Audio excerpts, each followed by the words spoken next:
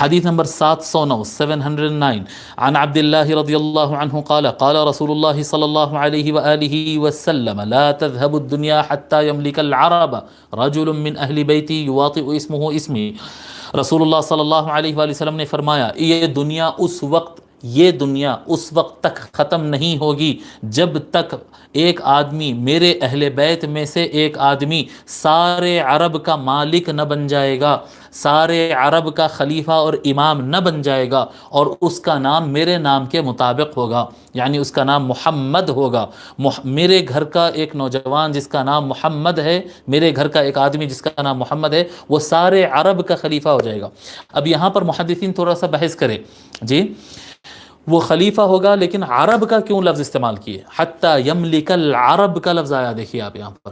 یعنی پوری زمین کا حکمران ہو جائے گا کا لفظ نہیں اختیار کیے ہیں، بلکہ فرمائے ہیں یہاں تک کہ وہ عرب کے حکمران ہو جائیں گے. تو اس کا مفہوم علماء کرام یہ بتائے کہ سارے کے سارے عرب، یعنی مسلمان سب تابع ہو جائیں گے اور ساری دنیا تابع ہو جائے گی، مگر